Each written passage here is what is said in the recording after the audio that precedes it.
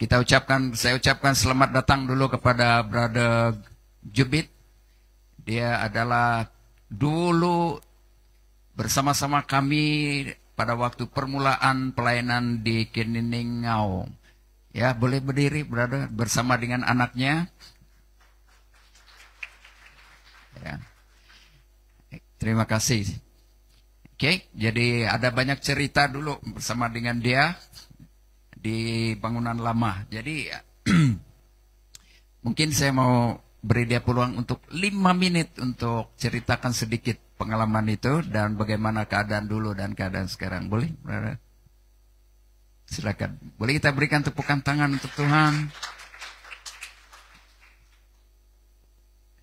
Sudah lama, mungkin mau hampir 15 tahun tidak jumpa dia. Ini hari dia baru jumpa. Haleluya.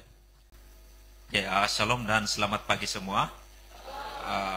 Terima kasih buat kesempatan yang ada yang diberikan oleh Pastor ini. Sebenarnya seperti yang Pastor kasih tahu tuh, ya saya Jubit, ya saya berasal dari Kudat, ya.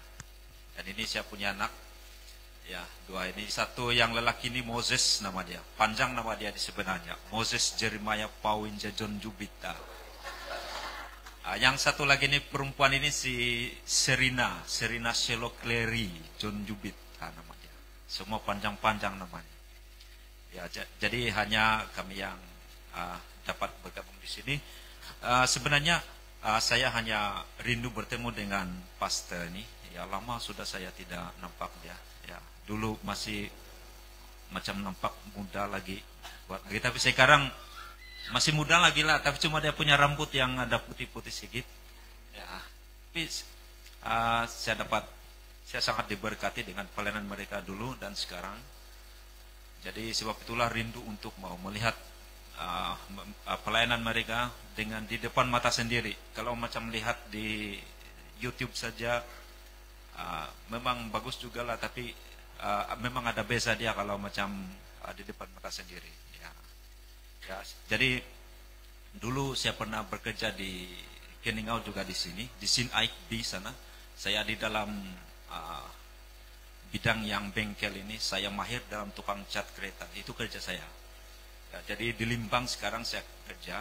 Sebelum itu di Brunei dan bekerja di Limbang, dan ada kesempatan untuk melawat saya punya anak nih. Ya, sebenarnya keluar dari sini dan terus pergi sini. Saya punya anak dia bekerja di Keningau sini di Big Formasi sana. Jadi ada peluang lah untuk pergi sini sambil melayani di sini. Jadi saya punya perjalanan hidup ini selepas saya berbakti di sini dulu itu berpisah. Saya pernah kerja di Hotel Juta lagi dulu. Ya, kemudian pergi di Tenom lagi berbakti di Calvary sana. Kemudian siapa sih pendek cerita sejalah. Lepas itu pergi di Brunei lagi. Di Brunei sana, kalau di sana 6 tahun saya kerja di sana, dan saya hanya berbakti di sana di satu gereja di Gereja Bahagian Bahasa Malaysia. Pimpinan si Louis Render, ada punya senior pastor sana. Kemudian pada masa yang sama ada peluang berbakti di Limbang di Church of Peace, tempat si Pastor Matthew di sana. Jadi sebenarnya apa yang dapat saya katakan di sini yang boleh mendorong semua jemaat, saya teringat itu firman Tuhan yang Ayub katakan. Dia katakan, aku datang telanjang dan pergi tidak membawa apa-apa. Ayub 1 ayat yang ke-21. Ayat itu memberi kesadaran kepada kita bahwa hidup ini adalah satu perjalanan. Ya, satu perjalanan di dunia ini. Memang setiap kita, dia punya, orang bilang punya nasib dan jalan hidup yang berbeza-beza. Namun satu saja tujuan kita. Tujuan kita adalah untuk melayani Tuhan itu. Itu tujuan hidup ini. Ya, sebab itulah karena hidup ini satu perjalanan, semua akan tamat di lubang kubur. Ya, uang kah, pangkat kah, kedudukan itu, harta dunia itu sifatnya hanya sementara. Dan semuanya itu akan berakhir, tamatnya akan di lubang kubur. Namun tujuan hidup kita, di dalam kita mau melayani Tuhan ini, hanya untuk melayani Tuhan. Jadi sebab itulah di mana-mana saya pergi, itu yang menjadi prinsip saya mau melayani Tuhan. Dan saya datang di sini karena rindu berjumpa dengan, lama sudah saya tidak bagus di orang ini semua melayani. Dulu saya teringat itu yang saya suka berdoa bersama dengan sangat saya diberkati dengan pelayanan mereka ini. Dan saya lihat di sini semua pun macam wajah-wajah baru, ya lama yang ini sajalah yang ada beberapa yang anak mereka pun saya tidak kenal sudah. Dulu masih kecil lagi, sekarang saya tidak kenal sudah. Ya, jadi begitulah dia punya perjalanan hidup kita ini berbeza-beza. Namun satu yang harus kita ingat, sadar bahwa tujuan hidup kita ini hanya untuk melayani Tuhan. Jadi saya ini walaupun banyak yang tempat-tempat yang saya melayani, ya, namun satu yang harus kita tanamkan dalam diri kita, dalam kita menyadari tujuan hidup ini hanya untuk melayani Tuhan. Jangan melihat gereja, tetapi lihatlah Yesus. Karena gereja ini adalah hanya untuk menjaga iman kita, untuk tetap iman itu yang paling penting, itu yang untuk dijaga. Karena hanya iman yang dapat membantu dan menolong kita untuk sampai di dalam kekekalan di sorga. Ya, itu yang paling penting itu. Walaupun kita mati, itu yang kekal itu di sorga itu. Karena kita tahu Yesus itu adalah jalan ke surga. Dia hanya Yesus itu sajalah jalan ke surga itu. Mana ada yang lain lagi, ya kan? Akulah jalan, dia bilang. Kalau bercakap tentang jalan ini, di dunia ini banyak sekali jalan. Tetapi semuanya ini jalan hanya membawa kita ke satu destinasi yang lain, tetapi tidak sampai ke surga. Yang jalan ke surga hanyalah Yesus Kristus itu saja, kan? Jadi ini saja yang dapat saya dorong di sini, ya. Dan semoga di sini sangat saya diberkati. Pujian penyembahan pun sangat hidup, ya. Saya boleh merasakan, ya. Sedangkan yang saya nampak itu pujian penyembahan yang live itu pun saya dapat merasakan. Saya tengok di handphone, saya dapat rasakan macam ada aliran yang boleh menyentuh saya. Tetapi apatah lagi kalau di sini. Jadi saya sangat disentuh, saya sangat diberkati. Ya, betapa bagusnya kalau macam lama saya di sini, ya. Wow, ini boleh sama-sama mengalir, bagus sekali. Jadi doa saya di sini, Tuhan terus menjaga, memelihara, memberkati mereka pasteni, mereka dan semuanya di sini, ya. Jadi Tuhan memberkati kamu semua. Jadi itu saja yang dapat saya dorong dalam kesempatan ini, ya.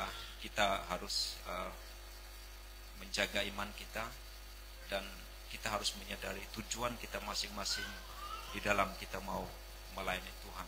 Jadi itulah tujuan hidup ini, untuk melayani Tuhan itu. Karena saatnya akan tiba di mana Tuhan, bila dia menghakimi, Tuhan akan memisahkan manusia itu dalam dua kelompok. Bilang Alkitab itu manusia, kelompok kambing dan domba, kayak itu, ya. Bilang Alkitab itu. Dia tidak mengatakan kau dari gereja mana, oh kau dari gereja mana. Tuhan tidak begitu, tetapi dia hanya memisahkan itu. Itu tentang sikap itu, bagaimana sikap itu yang menentukan kita untuk kita melayani Tuhan. Jadi hanya itu yang dapat saya sampaikan untuk dorongan kita masing-masing. Jadi saya kembalikan kepada pastor. Ya, Tuhan memberkati. Haleluya. Terima kasih, brother. Terima kasih. Oke, mungkin hampir 15 tahun atau sudah 20 tahun kah? Tidak jumpa, jadi hari ini saja jumpa. Oke, mari kita tanpa membuang masa, kita akan dengar firman Tuhan. Saya harap saya berdoa sementara kita dalam suasana ibadah ini dan firman Tuhan disampaikan. Saya berdoa agar Roh Kudus berbicara di dalam hati kita, ya, berkata-kata di dalam hati kita, sebab kita akan belajar bersama firman Tuhan tentang peranan Roh Kudus atau tugas Roh Kudus. Apa yang Roh Kudus kerjakan secara umum kepada seluruh umat manusia di dunia ini, terutama orang yang belum percaya dan yang juga kepada mereka, saudara dan saya sebagai orang percaya. Mari, peranan Roh Kudus. Ya, dalam Alkitab, Roh Kudus memiliki peranan utama bukan hanya untuk orang percaya, tetapi juga bagi seluruh penduduk dunia. Mari kita buka di dalam Yohanes pasal 16 ayat 8. Yohanes pasal 16 ayat 8.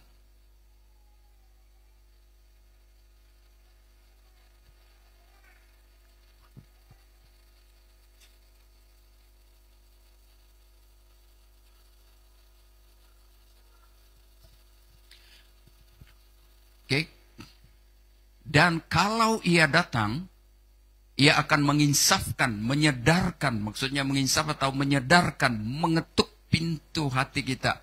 Menginsafkan dunia, dunia itu adalah meliputi umat manusia di dunia ini, akan dosa. Lihat ya, satu, menginsafkan dunia akan dosa, pertama. Menginsafkan dunia akan kebenaran, dan penghakiman. Tiga ya, dosa, kebenaran, dan penghakiman. Saya mau kita perhatikan ini. Ketiga ini sangat penting. Oke? Sekali lagi, dan kalau ia datang, kalau Roh Kudus datang, ia akan menginsafkan dunia, menyedarkan dunia akan dosa, kebenaran, dan penghakiman. Oke? Nah, dari konteks firman Tuhan ini, kalau kita baca dari ayat yang pertama sampai seterusnya, sebenarnya ini adalah amanat terakhir Yesus di saat-saat sebelum dia ditangkap. Ya, dia menyadari bahwa tidak lama lagi dia bersama dengan murid-muridnya. Dia akan ditangkap dan akan dibunuh. Ya, itulah sebabnya dia beri pesan ini kepada murid-muridnya. Dia tahu bahwa kalau dia ditangkap, pasti akan terjadi perpecahan, perceraian antara murid-muridnya. Karena apa? Takut.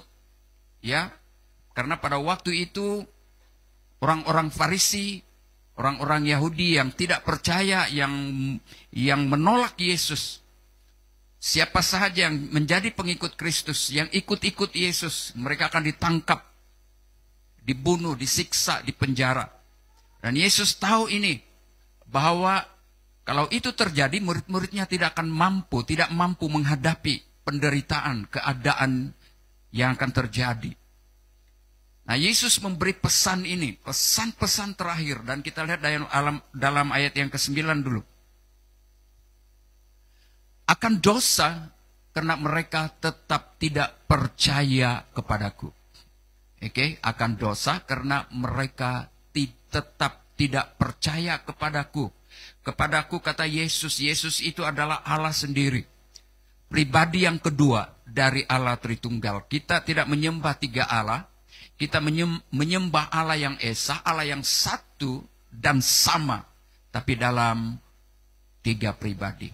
Allah Bapa, Allah Anak, Allah Roh Kudus. Sekali lagi, kita tidak menyembah Allah, tiga Allah. Tapi kita menyembah Allah yang satu. Oke? Nah, saya pergi kepada ini. Ini adalah pesan Yesus kepada murid-muridnya dan juga pesan Yesus kepada kita semua hari-hari ini. Ya, dalam konteks kita hari ini kita lihat peranan Roh Kudus bagi semua manusia di dunia. Kalau kita lihat menurut Alkitab, yang pertama, poin yang pertama saya bawa, menyatakan dan menegur manusia di dunia akan dosa, kebenaran, dan penghakiman. Saya pergi kepada yang pertama. Yesus, Roh Kudus menginsafkan manusia tentang dosa. Sebabnya dalam ayat pasal 16 ayat 8 katakan, dan kalau ia datang, kalau Roh Kudus datang, ia menginsafkan dunia akan dosa. Ya, ini kita belum sampai kepada perkataan Yesus yang berkata parakletos itu, penghibur itu ya. Oke, ini fungsi tugas Roh Kudus yang sangat penting. Ya, menginsafkan manusia dari dosa. Roh Kudus menyingkapkan bahwa manusia telah berdosa. Roh Kudus akan berbicara, menyedarkan saudara dan saya di dalam hati kita, di dalam batin kita, bahwa kita adalah orang berdosa. Oke? Khususnya karena tidak percaya kepada Yesus. Dosa yang paling besar adalah dosa tidak percaya kepada Yesus sebagai Tuhan dan Juru Selamat. Kita tahu bahwa manusia sudah berdosa sejak daripada Adam dan Hawa. Kita mewarisi dosa Adam sampai hari ini. Oke, dan tidak ada seorang pun yang dapat mengampuni dosa saudara dan saya. Tidak ada seorang pun yang dapat menyelamatkan kita dari hukuman karena dosa. Roh Kudus datang untuk menyingkapkan dan meyakinkan hati manusia. Sekali lagi, fungsi Roh Kudus, peranan Roh Kudus adalah datang untuk menyingkapkan, menyedarkan, membuka ya di dalam hati kita. Dan meyakinkan hati manusia bahwa mereka, saudara dan saya, memerlukan juru selamat. Ya, memerlukan seorang yang boleh menyelamatkan kita. Dan itu yang dilakukan Yesus. Dia datang ke dalam dunia, menjelma menjadi manusia supaya di dalam kemanusiaannya dia dapat mewakili saudara dan saya sebagai orang berdosa sekalipun dia itu tidak berdosa. Dia mewakili, dia mengambil alih posisi kita supaya di dalam kemanusiaannya dia boleh mati. Kalau dia datang secara nyata sebagai Allah, dia tidak akan mati. Itu sebabnya caranya untuk datang menyelamatkan saudara dan saya dari hukuman dosa, dia harus menjadi manusia terlebih dahulu. Supaya di dalam kemanusiaannya, dia boleh mati. Apakah kealahannya waktu dia menjadi manusia? Apakah kealahannya hilang? Tidak. Kealahannya tetap ada bersama dengan dia. Itulah sebabnya, sekali lagi saya mau jelaskan kepada jemaat, Yesus, pribadi Yesus itu adalah satu, tapi dua hakikat. Hakikat manusia dan hakikat Allah. Hakikat manusia, hakikat ilahi. Kalau kita lihat, kalau kita baca, kalau dia bergerak dalam kemanusiaannya, dia lapar, dia haus, dia bilang saya tidak tahu. Tapi kalau dia bergerak dalam hakikat ilahinya, hakikat kealahannya, apa itu? Lazarus yang sudah mati 4 hari 4 malam enggak. Dia bilang, Lazarus bangkit kau, bangun kau. Lazarus bangun, bangkit. Karena dia yang memiliki nyawa atau roh manusia itu. Dia berkata kepada angin, ribut. Dia bilang, diam, tenang kau. Alam tunduk kepadanya. Oke? Tapi di dalam kemanusiaannya, dia datang mewakili manusia, supaya dalam kemanusiaannya dia boleh mati untuk membayar, menebus dosa saudara dan saya. Sekali lagi kita kembali. Roh Kudus datang untuk menyingkapkan, memberitahu kepada kita bahwa saudara dan saya memerlukan juru selamat. Yang seterusnya, menyadarkan kita bahwa tidak ada jalan lain selain Yesus. Itu sebabnya Yesus berkata, akulah jalan, kebenaran, dan hidup. Tidak ada seorang pun yang sampai kepada Bapa kalau tidak melalui aku. Tidak ada seorang pun yang dapat jaminan hidup hanya melalui Yesus. Itu pekerjaan Roh Kudus, tugas Roh Kudus adalah menyadarkan kita. Dan saya percaya saudara dan saya yang sudah bertobat, yang sudah memberikan hidupnya kepada Tuhan, saya percaya itu karena pekerjaan Roh Kudus. Amin. Seterusnya Roh Kudus, fungsi Roh Kudus, dia menyingkapkan bahwa penolakan terhadap Yesus adalah dosa yang membawa kepada hukuman atau kebinasaan kekal. Saya katakan tadi bahwa dosa yang paling besar adalah dosa tidak percaya kepada Yesus. Benarkah saudara dan saya percaya Yesus? Mungkin kita katakan saya percaya, bah. Persoalannya apa buktinya kita percaya Yesus? Oke?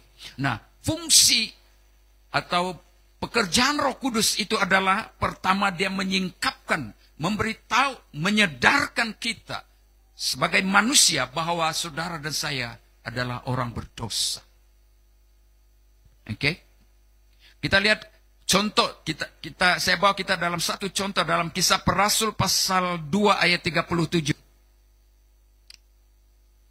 Waktu Petrus memberitakan Injil, Roh Kudus bekerja. Oke, saya baca dulu. Kisah pasal 2 ayat 37. Biar Roh Kudus berbicara kepada kita pada pagi hari ini. Apa dosa yang masih tersimpan di dalam hati kita? Nah, dikatakan ketika mereka mendengar hal itu, waktu Petrus memberitakan Injil, mereka sangat terharu. Terharu itu maksudnya sangat terpukul hati mereka. Sehingga mereka merasa tidak tenang. Ya. Lalu mereka bertanya kepada Petrus dan rasul-rasul yang lain, apakah yang harus kami perbuat, saudara-saudara? Waktu mereka mendengar pemberitaan Petrus, terdoronglah hati mereka. Mereka diinsafkan, disedarkan akan dosa.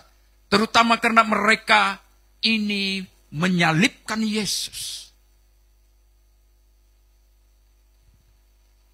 Ada di antara mereka yang hadir pada waktu itu adalah orang-orang yang terlibat bahkan melihat Yesus disalibkan.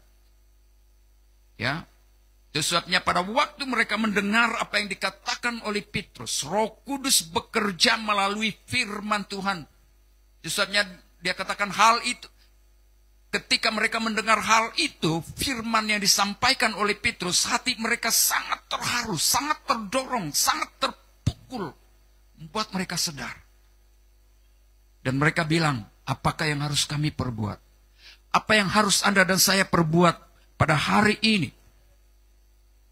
Kalau Roh Kudus sedang berbicara di dalam hati kita, saudara, dan berkata, benarkah? Mungkin dia berbicara dari dalam hati kecil kita. Benarkah kau mengasihi saya? Benarkah kau percaya kepada saya? Ingat, dosa yang paling besar itu adalah tidak percaya Yesus. Kalau kita tidak percaya Yesus, itu berarti kita menolak Yesus dalam hidup kita. Itulah pekerjaan Roh Kudus. Roh Kudus bekerja, menyingkapkan, menegur, menyadarkan kita dari dosa kita. Dosa apa?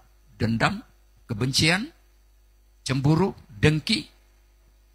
Kalau itu Roh Kudus ketuk dalam hati kita pagi hari ini, kita katakan, Tuhan, ampuni saya. Saudara, mungkin kita tidak menyalibkan Yesus seperti orang-orang yang pernah menyalibkan Yesus, tetapi saudara, sadarkah kita bahwa pada saat kita tidak percaya Yesus, pada saat kita meragui Yesus dalam hidup kita, saudara, kita sedang menyalibkan Yesus. Pada saat kita kembali kepada dosa, menyerahkan hidup kita kembali kepada hawa nafsu kita, itu berarti saudara dan saya, kita sedang menyalibkan Yesus untuk kedua kalinya. Bukan hanya menyalib Yesus secara kelihatan, tapi waktu kita kembali kepada dosa, tidak percaya kepada Yesus, sebenarnya kita sedang salibkan Yesus untuk kedua kalinya. Itu maksudnya. Oke? Nah, kalau Roh Kudus berbicara di dalam hati kita seperti mana Kisah Para Rasul pasal 2 ayat 37 ini, saat kita mendengar firman Tuhan, bagaimana kita tahu Roh Kudus berbicara di dalam hati kita? Saudara, dia berbicara, bercakap di dalam hati kita, di dalam hati nurani kita, di dalam batin kita melalui firman Tuhan. Roh Kudus pakai ayam menyadarkan Petrus. Petrus bilang, sekalipun nyawaku serahkan hanya kepada Yesus. Waktu dia bersama dengan Yesus itu, Yesus bilang, Petrus, sebelum ayam berkokok, kau sudah menyangkalku 3 kali. Pada waktu Yesus ditangkap, betul-betul Petrus takut. Dia ketakutan. Sampai dia menyangkal, saya tidak kenal siapa dia. Pada waktu seorang perempuan bertanya kepadanya, apakah kita seperti Petrus? Sewaktu kita ada masalah cabaran, kita mulai berkata, mana kau Tuhan? Kenapa tidak tolong saya? Lebih baik saya pergi bomoh. Lebih baik saya cari orang pandai. Kan kalau biasanya begitu kita kan? Ya. Jemaat Tuhan, saudara yang dikasihi Tuhan. Itu cara Tuhan berbicara. Tuhan boleh berbicara melalui sakit penyakit kita. Roh Kudus boleh memakai semua keadaan untuk menyadarkan kita. Oke? Itu fungsi Roh Kudus. Dia menyingkapkan kesalahan mereka. Dalam Kisah 2:37, Roh Kudus menyingkapkan kesalahan, membuka kesalahan mereka dan membawa mereka kepada pertobatan sejati. Supaya mereka bertobat sungguh-sungguh, menyerahkan hidup mereka kepada Tuhan, meninggalkan dosa mereka. Meninggal maksudnya menanggalkan dosa. Tanggalkan. Oke? Itu maksudnya bertobat. Dan tidak lagi mengulangi dosa atau perbuatan yang sama. Poin yang kedua kita lihat. Bicara tentang kebenaran. Oke? Apa dikatakan tadi? Kalau ia datang, ia akan menginsafkan dunia akan dosa, itu sudah kebenaran dan penghakiman. Kita pergi kepada kebenaran. Yang kedua adalah kebenaran. Maksudnya Roh Kudus akan menunjukkan kebenaran sejati. Kebenaran yang sesungguhnya. Yaitu Yesus Kristus sebagai satu-satunya jalan kepada Bapa. Tidak ada jalan lain. Oke? Jangan ganti iman kita hanya karena harta. Hanya karena girlfriend dan boyfriend. Saudara jemaat Tuhan, terutama anak-anak muda. Ada juga saudara, ada seorang anak Tuhan beritahu saya, pastor, dibilang bagaimana ini ya? Kenapa? Sekarang banyak perceraian terjadi. Yang semada perceraian ataupun suami meninggal. Dia bilang atau istri meninggal. Yang parahnya adalah mungkin ada di antara mereka yang kecewa, sakit hati. Tapi sakit hati mereka sehingga mereka meninggalkan Tuhan dan kawin dengan orang yang tidak seiman, yang bertentangan dengan iman kita sebagai orang Kristen. Banyak itu. Kalau di luar Sabah itu ada beberapa, itu di sebelah sana ada beberapa anak-anak Tuhan beritahu saya tentang orang-orang kita. Orang, apa itu, si yang panjang rambut tuh. Orang kita, orang kita. Kan?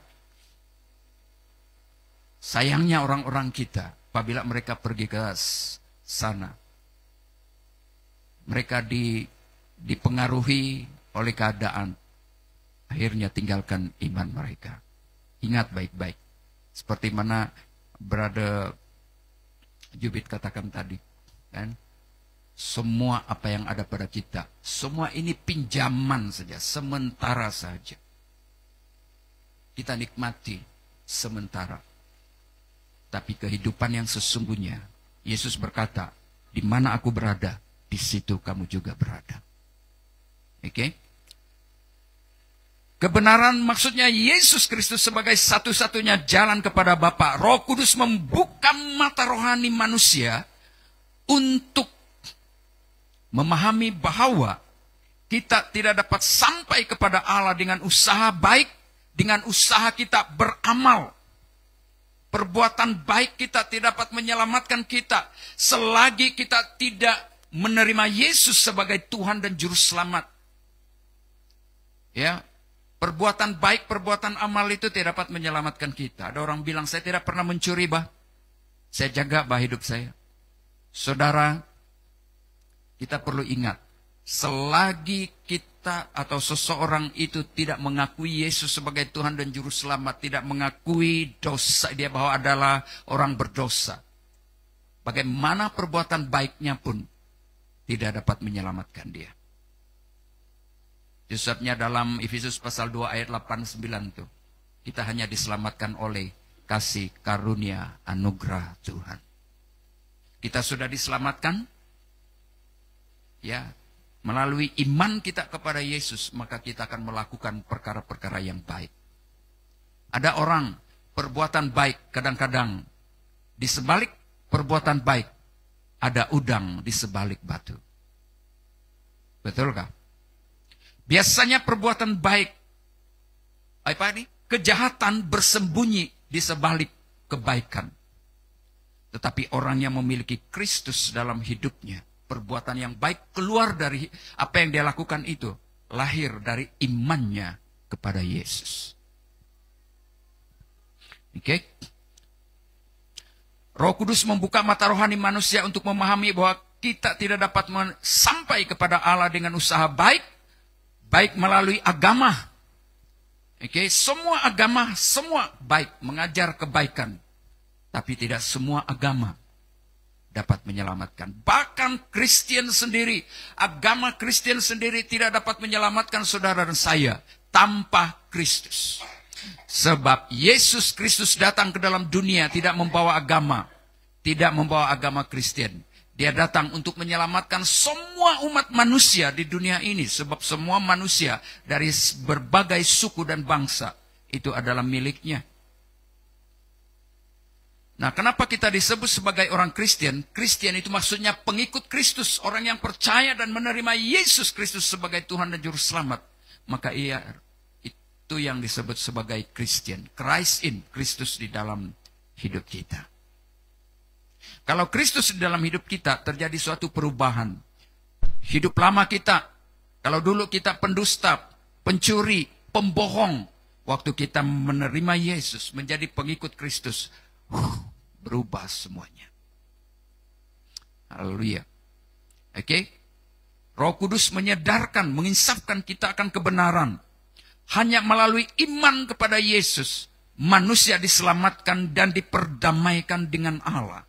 Itulah sebabnya dalam Kisah Para Rasul pasal 4 ayat 12. Di bawah kolong langit ini, tidak ada nama lain yang diberikan kepada manusia untuk diselamatkan. Ya, coba kita lihat di sana, kita baca bersama. 1, 2, 3, supaya tidak diam. 1, 2, 3. Dan keselamatan tidak ada di dalam siapapun juga, selain di dalam Dia. Sebab di bawah kolong langit ini tidak ada nama lain yang diberikan kepada manusia yang olehnya kita dapat diselamatkan.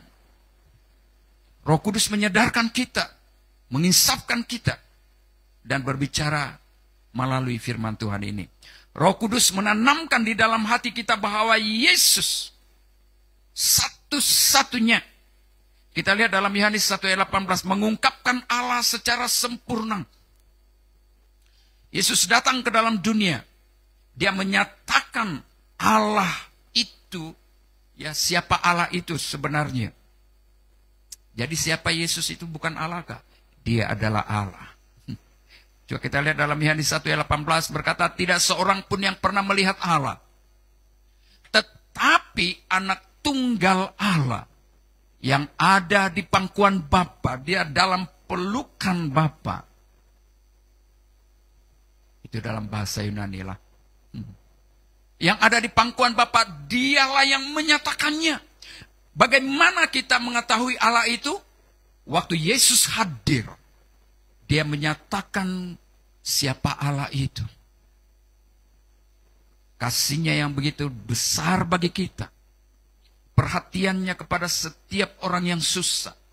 Dia menyembuhkan orang sakit. Dia membebaskan orang-orang yang dirasuk setan. Dia memberi makan 5.000 orang. Dan itulah Allah itu sebenarnya. Oke? Dan dikatakan menjadi korban penebus dosa kita. Ibrani 9 ayat 26.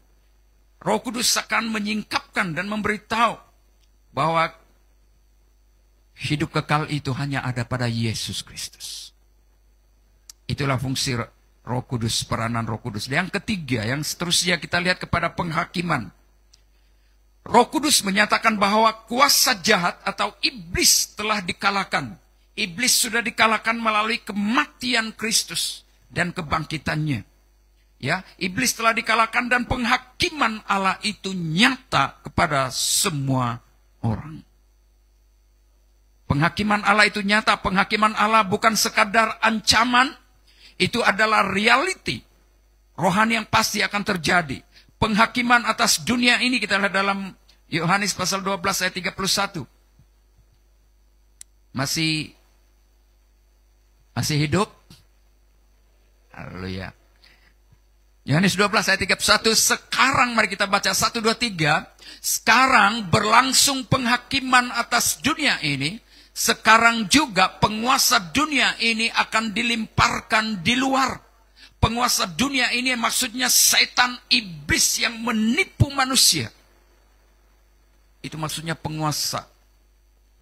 Ya, akan dilimparkan keluar atas setiap manusia. Ibrani 9 ayat 27, coba kita lihat. Roh Kudus akan menyingkapkan penghakiman atas setiap manusia. Ibrani 9:27 boleh kita baca bersama. 1, 2, 3. Dan sama seperti manusia ditetapkan untuk mati hanya satu kali saja. Dan sesudah itu dihakimi. Wow. Itu sebabnya semua manusia yang hidup di dunia ini tidak ada satupun yang tinggal selama-lamanya. Kalau kita lihat baru-baru kejadian di India itu. India dia bilang itu pesawat itu. Kalau kita lihat sebelum mereka mereka senyum-senyum ketawa pramugari dan sambut. Tidak pernah terfikir apa yang akan terjadi dalam beberapa menit kemudian.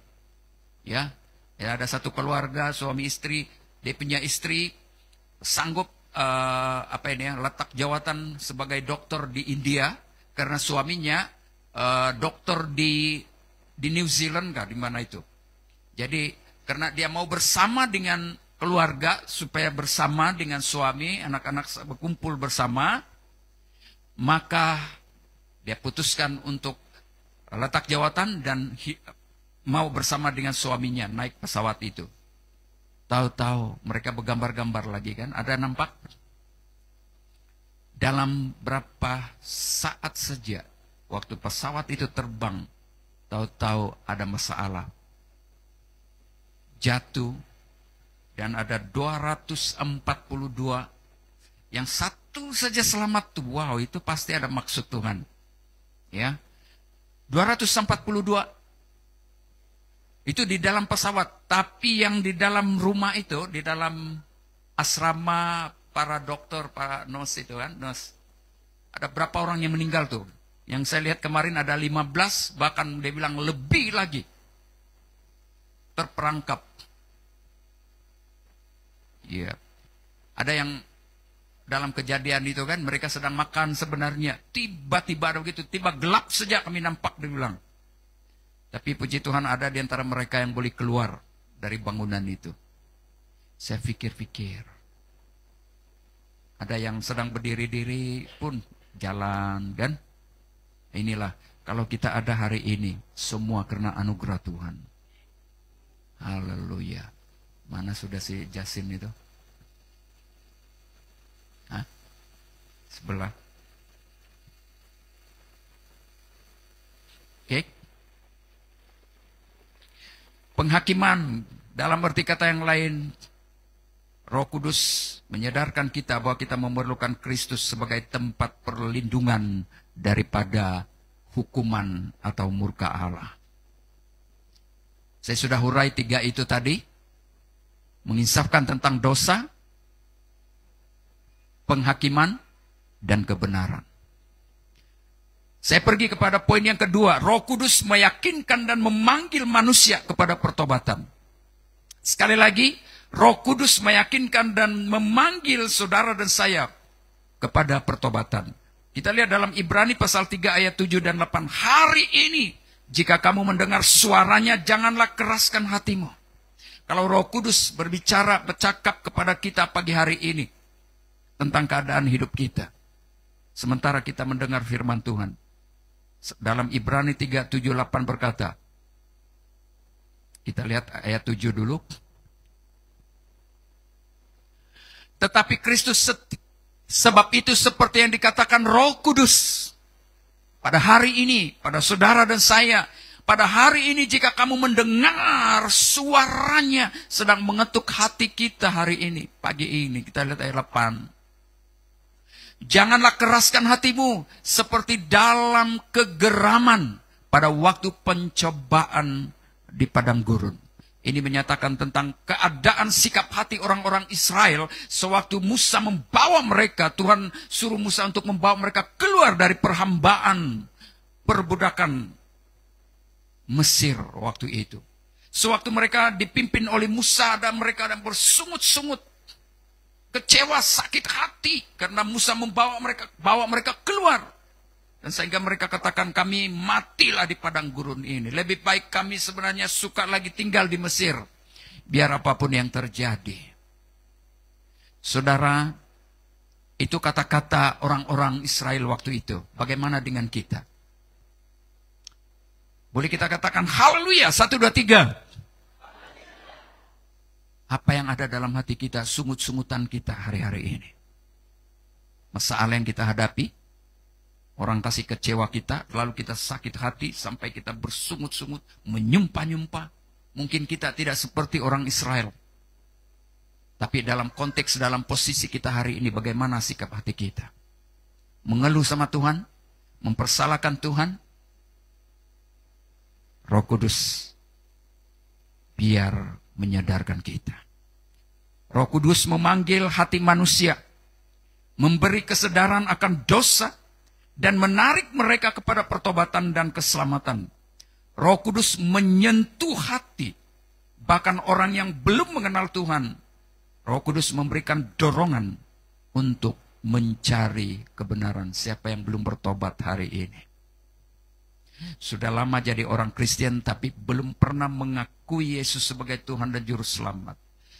Jadi orang Kristen keturunan dari ibu bapak, tapi sebagai anak belum pernah berkata, Tuhan, saya sadar saya orang berdosa. Keselamatan tidak diwakili oleh ibu bapak. Keselamatan itu adalah pribadi. Oke.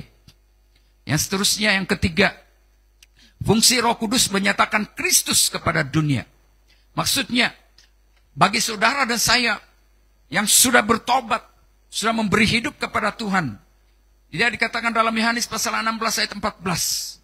Kalau kita katakan bahwa kita orang percaya Tuhan, kita sudah bertobat, dengar baik. Mari kita lihat Yohanes 16:14 berkata, Ia akan memuliakan aku. Sebab ia akan memberitakan kepadamu apa yang diterimanya daripadaku. Ia memberitakan kepadamu, ia Roh Kudus akan memberitakan kepadamu apa yang diterimanya daripadaku. Saudara, selama kita bertobat, selama kita memberikan hidup kita kepada Tuhan, apakah kita selalu memuliakan Tuhan? Atau mungkin memuliakan diri sendiri, hidup untuk diri sendiri? Rupa-rupanya saudara, Roh Kudus, ya, seseorang yang bertobat memberikan hidupnya kepada Tuhan, pada saat Roh Kudus tinggal di dalam hatinya, maka hatinya selalu terdorong untuk memuliakan Tuhan, mengagungkan Tuhan. Coba jelasin. Bukan perintah. Kadang-kadang waktu khotbah macam begini, kadang yang mau yang cepat, Pak. Tinggikan dirimu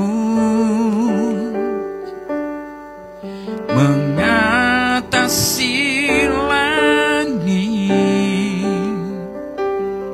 kebesaran-Mu Tuhan, meskipun banyak masalah, mengatasi bumi semua. Tinggikan dirimu mengatasi langit, kemuliaan-Mu Tuhan, mengatasi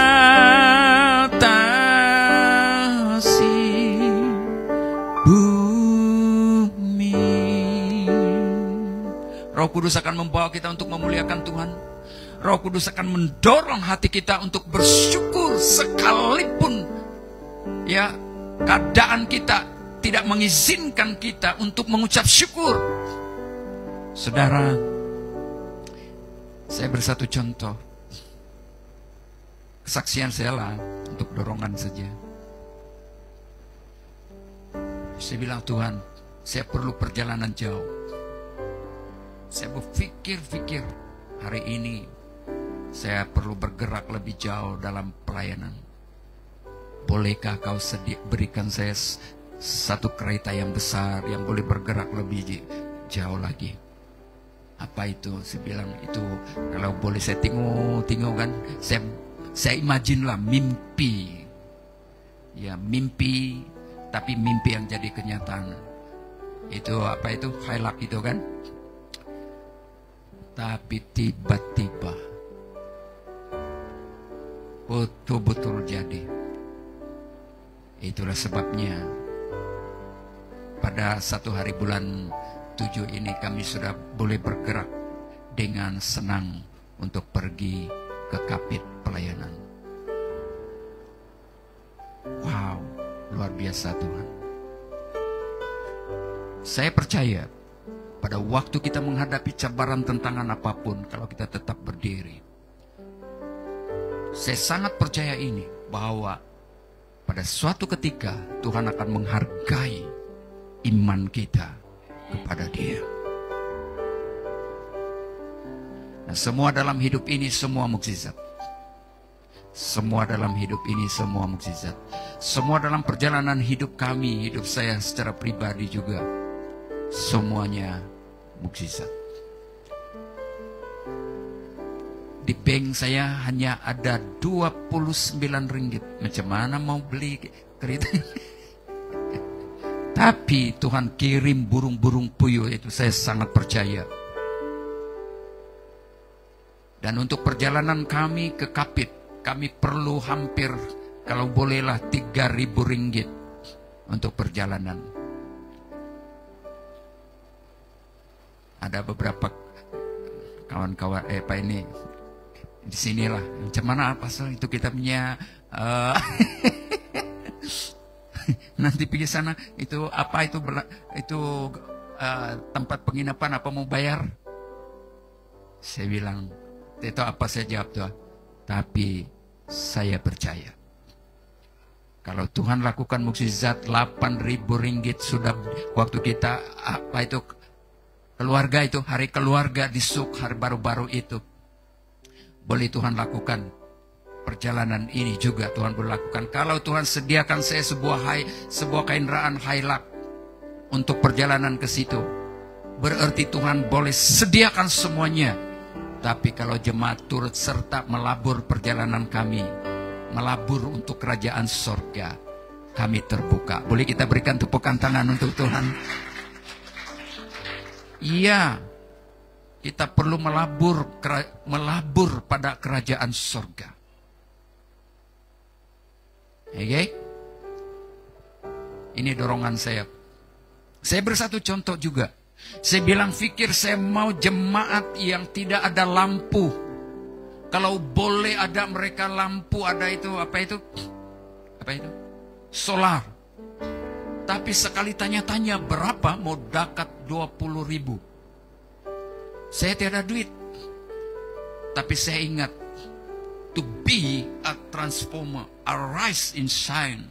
To be a transformer itu sebenarnya dulu waktu saya mulai putus asa, mulai mau tinggalkan pelayanan. Ini ayat datang. Saya tidak mengerti apa itu.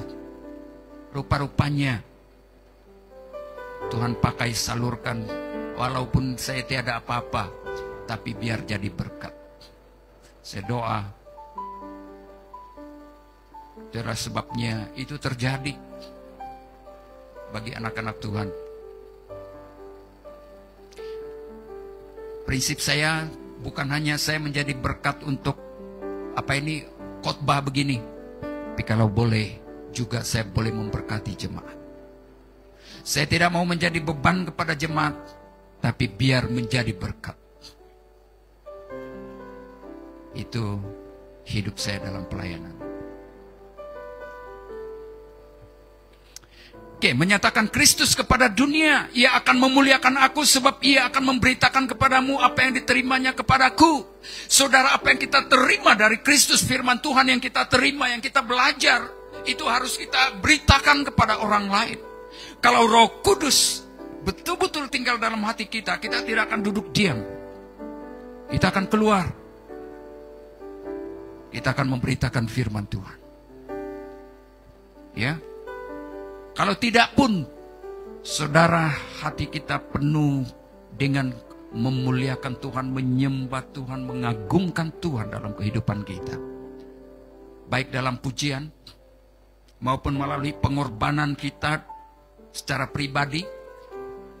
Saya harap jangan pikir negatif, Pak. Pengorbanan apa yang perlu, apa yang kita sudah lakukan untuk Tuhan. Waktu kita datang ibadah, kita sedang korbankan waktu kita. Betul? Kita korbankan emosi kita. Semua kita korbankan, letakkan hanya untuk Tuhan. Selain daripada itu, apa yang kita sedang buat?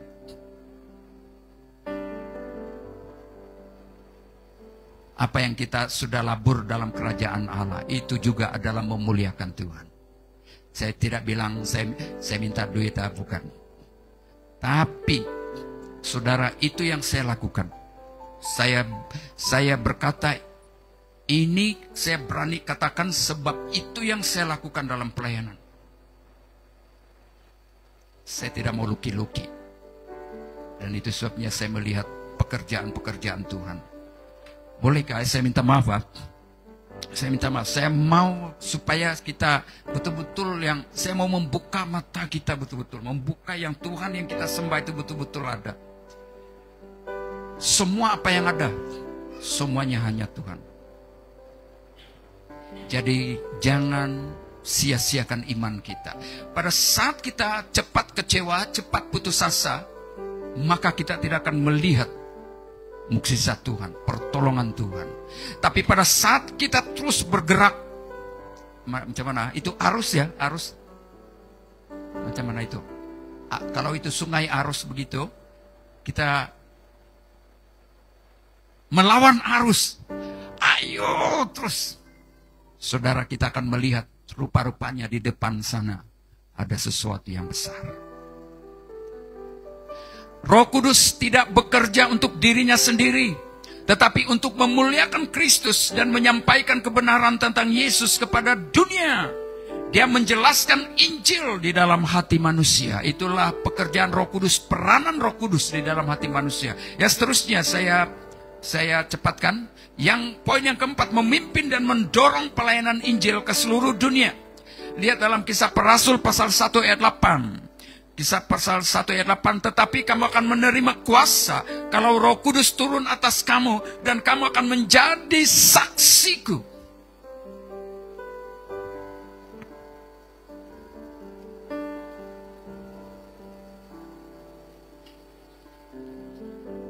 Nah, saudara, rupa-rupanya pada saat Roh Kudus tinggal dalam hati kita, kalau kita bilang, wah, saya mengalami hadirat Tuhan, kuasa Tuhan. Roh Kudus yang diberikan kepada kita itu adalah tujuannya bukan untuk diri kita sendiri, tetapi untuk memuliakan Tuhan, untuk memberitakan kebenaran firman Tuhan. Lihat dalam Kisah 1 ayat 8, boleh kita baca bersama?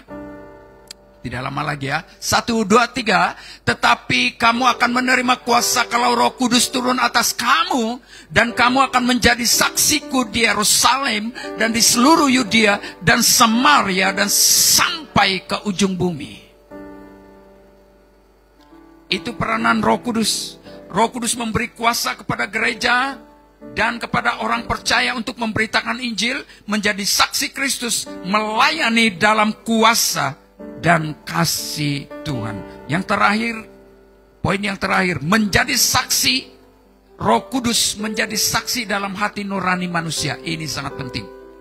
Sekali lagi, peranan Roh Kudus, tugas Roh Kudus menjadi saksi dalam hati nurani manusia. Coba kita lihat dalam Roma pasal 8:16. Roma pasal 8 ayat 16 yang terakhir. Boleh kita baca bersama? Roma 8 ayat 16, 1, 2, 3.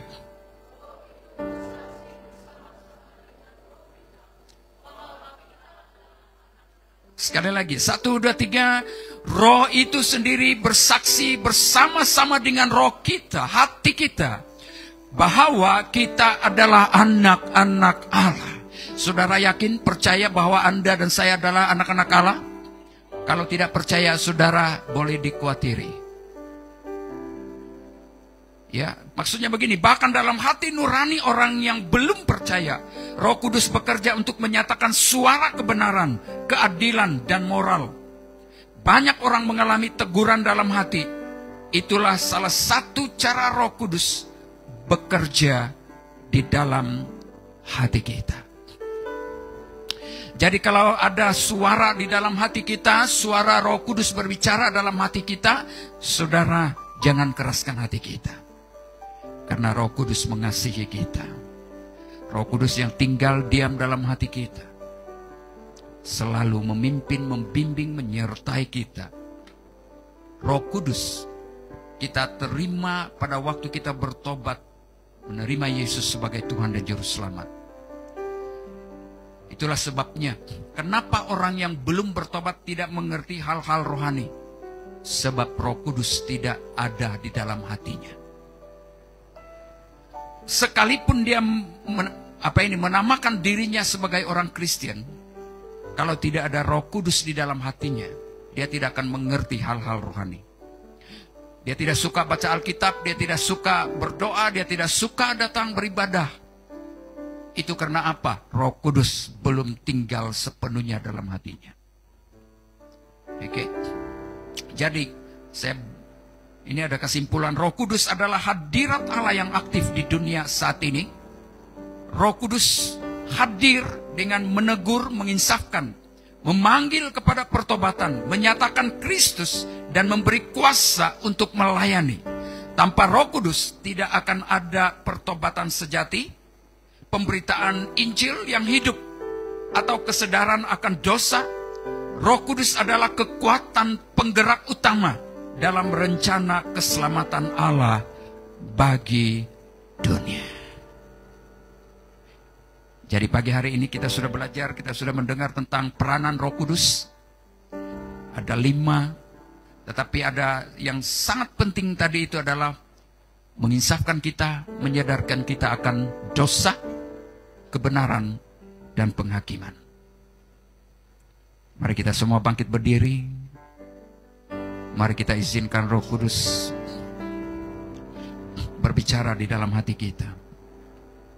Mari buka hati kita dan relakan Roh Kudus. Katakan, Roh Kudus, mari nyatakan apa yang masih kurang dalam hidup saya. Sinari hatiku pagi hari ini. Kalau hari-hari yang lalu saya penuh dengan keluhan, penuh dengan kekecewaan, penuh dengan kekhawatiran, ketakutan. Pagi hari ini saya datang padamu. Kalau hari-hari yang lalu saya tidak percaya kepadamu, tidak percaya kepada Tuhan, tidak percaya kepada Roh Kudus, pagi hari ini saya buka hatiku. Haleluya. Jemaat Tuhan, waktu kita bertobat dan menerima Yesus sebagai Tuhan dan Juru Selamat, Roh Kudus tinggal dan berdiam di dalam hati kita. Roh Kudus tidak akan tinggalkan kita. Tidak sama dalam perjanjian lama. Roh Kudus hanya hinggap sementara kepada orang-orang tertentu pada perjanjian lama. Roh Kudus hanya bekerja kepada orang-orang tertentu seperti nabi, imam, dan raja. Tapi dalam perjanjian baru, hari ini Yesus, setelah dia naik ke sorga, dia mengutus Roh Kudus tinggal di dalam hati kita. Roh Kudus tidak pernah tinggalkan kita, sekalipun kita menyakiti, melukai, mendukakan hatinya. Hanya pada saat kita tidak mendengar suaranya, maka Roh Kudus berdiam, membuat kita tidak dengar suaranya. Kalau hari-hari yang lalu kita tidak mendengar suara Roh Kudus di dalam hati kita, di mana hari-hari yang lalu kita tidak mendengar dan tidak sadar pada saat kita melakukan dosa, pada saat kita melakukan hal-hal yang bertentangan dengan kehendak Tuhan, kita tidak mendengar teguran Roh Kudus dalam hati kita. Berarti Roh Kudus didukakan, disakiti, sehingga dia berdiam sampai suaranya kita tidak dengar. Pagi hari ini mari kita katakan, mari Roh Kudus, saya buka hatiku. Roh Kudus, Kau hadir di sini. Roh Kudus, Kau mengasihiku. Kau lembut, Kau manis, Kaulah penghiburku, penolongku, diutus Bapakku. Roh Kudus, Kau hadir di sini. Roh Kudus, Kau mengasihiku. Kau lembut, Kau manis, Kaulah penghiburku. Mari kita izinkan Roh Kudus diutus Bapakku. Semua ku buka hati untuk Roh-Mu Tuhan. Ku buka hati menyembah-Mu Yesus. Jamahlah kami, penuhi kami dengan kuasa Allah Maha Tinggi. Semua ku buka hati untuk Roh-Mu Tuhan. Roh Kudus, mari jamah kami pagi hari. Ku buka hati menyembah-Mu Yesus. Jamahlah kami, penuhi kami dengan kuasa Allah Maha Tinggi. Sekali lagi.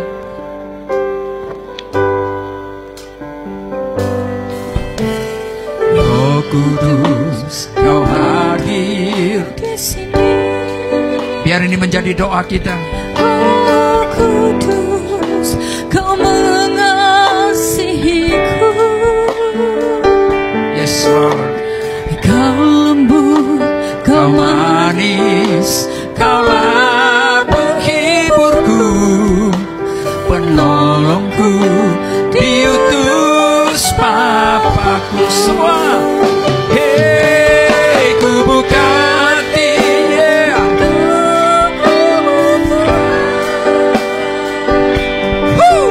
Ku buka hati menyembah-Mu Yesus. Mari kita sembah dengan segenap hati kita. Jamahlah kami, penuhi kami dengan kuasa Allah Maha Tinggi. Ku buka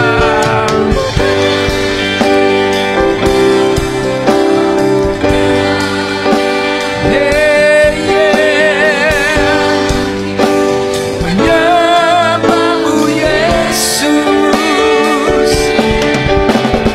Jamahlah kami, penuhi kami dengan kuasa Allah Maha Tinggi.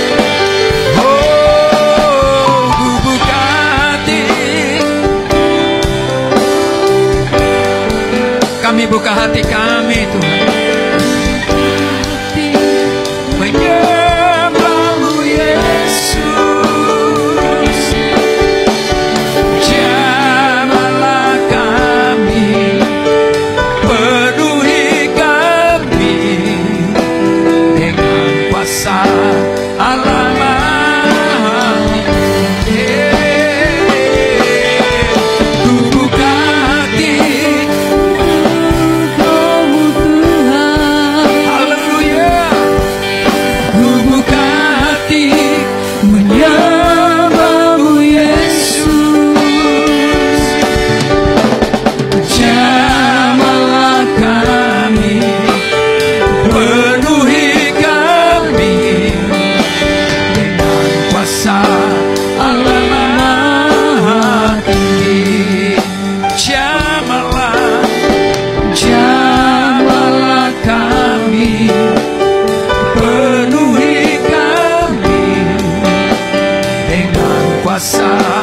Allah Maha Tinggi.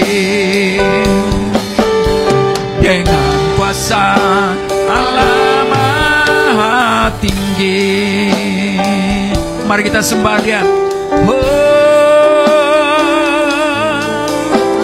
Haleluya.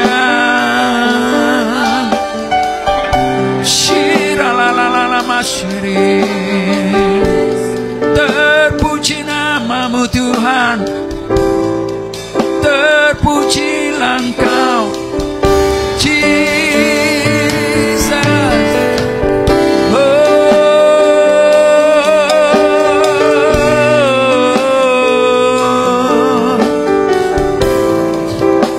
Haleluya.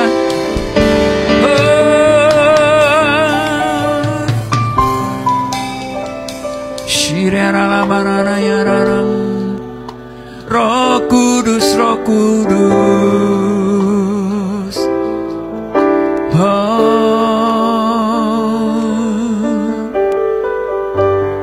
Di saat ku tak berdaya, kuasa-Mu yang sempurna. Ketika ku mukjizat itu nyata, bukan biarkan mukjizat Tuhan terjadi atas hidupmu pagi hari ini. Mungkin ada masalah cabaran yang kau hadapi. Biar lewat penyembahan ini sebagai doa, biar membawa satu pemulihan dan transformasi.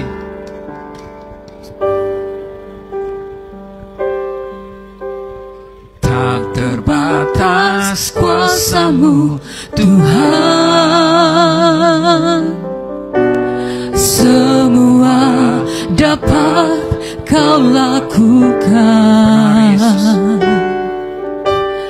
Apa yang kelihatan mustahil bagiku, itu sangat mungkin bagimu. Di saat ku tak berdaya, saat kami tidak berdaya, kuasa-Mu yang sempurna. Ketika ku percaya mujizat mari itu imani nyata, lewat lagu penyembahan ini. bukan karena kekuatan, namun Roh-Mu ya Tuhan. Ketika ku berdoa, mujizat itu nyata. Suara kuat kita berkata bersama. Di saat ku tak berdaya, kuasa-Mu yang sempurna. Ketika ku percaya mujizat itu nyata, bukan karena kekuatan, namun Roh-Mu ya Tuhan. Lepaskan bebanmu. Ketika ku berdoa, mujizat itu nyata. Di saat ku tak berdaya, kuasa-Mu yang sempurna. Ketika ku percaya mujizat itu nyata, bukan karena kekuatan, namun Roh-Mu ya Tuhan. Ketika ku berdoa, mujizat itu nyata. Di saat ku tak berdaya, kuasa-Mu yang sempurna. Ketika ku percaya mujizat itu nyata, bukan karena kekuatan, namun Roh-Mu ya Tuhan. Ketika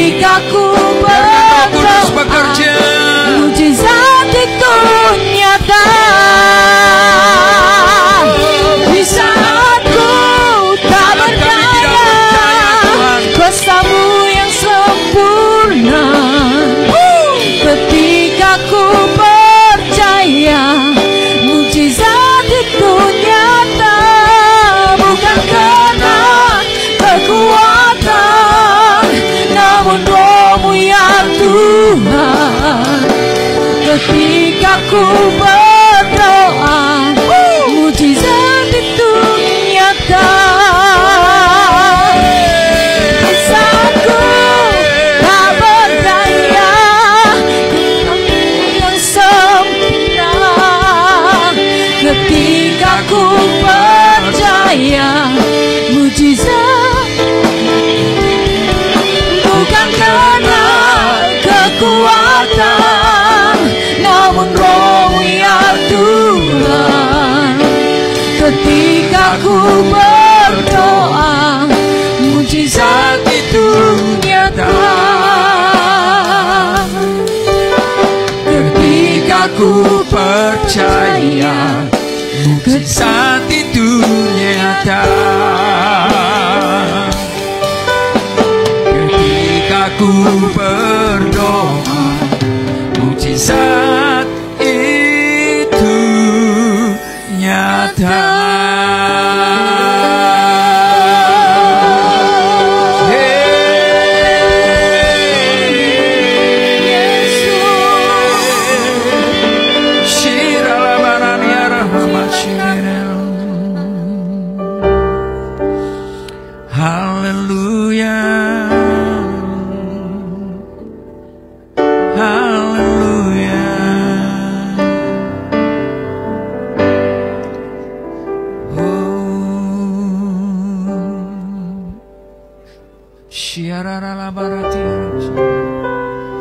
Terpuji namamu Tuhan,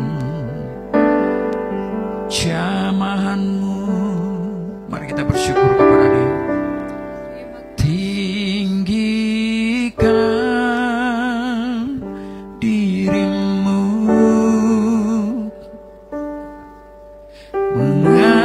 mengatasi langit.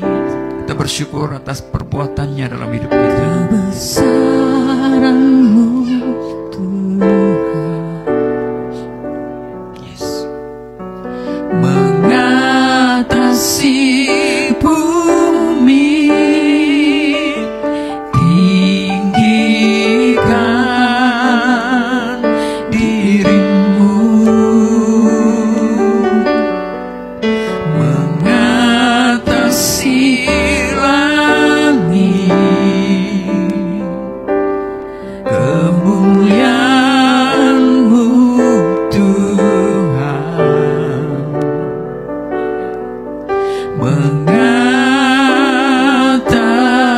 mengatasi bumi. Sekali lagi. Oh, tinggikan dirimu. Kami tinggikan dirimu Tuhan. Kami menyadari Kau satu-satunya, tidak pernah berubah dari dahulu kemarin, hari ini, esok dan selama-lamanya. Kebesaran-Mu Tuhan, Biar damai sejahtera-Mu turun atas setiap mengatasi bumi.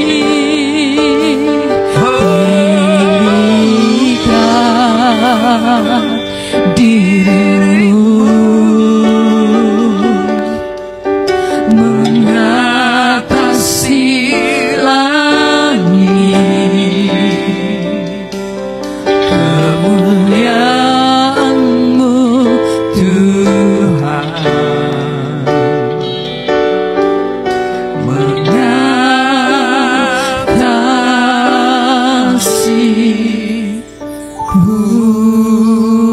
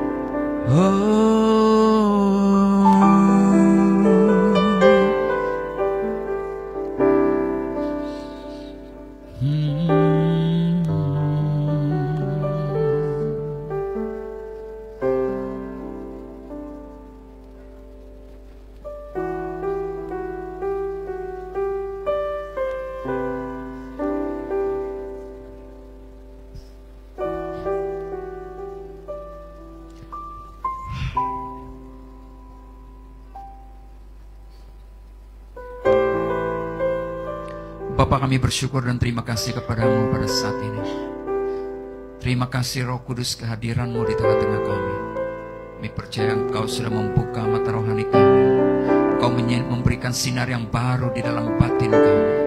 Pagi hari ini Engkau sudah mengungkapkan, menyingkapkan segala rahasia-rahasiamu kepada kami semua pagi hari ini. Dan biarlah Roh Kudus yang tinggal di dalam hati kami itu terus berbicara, memimpin, membimbing kami dari hari ini dan seterusnya sampai selama-lamanya. Terima kasih Bapa, damai sejahtera-Mu sudah tinggal di dalam hati kami. Kami sudah mengalami pemulihan, pembebasan dari segala belenggu, dari segala apapun yang membuat kami tidak tenang dalam hidup ini. Tuhan, Engkau adalah sumber kekuatan kami, sumber pertolongan kami. Kami meletakkan iman kami hanya kepadamu, Yesus Kristus, satu-satunya Tuhan dan Juru Selamat pribadi kami. Dalam nama Yesus, mari kita katakan sama-sama, amin. Boleh kita berikan tepukan tangan.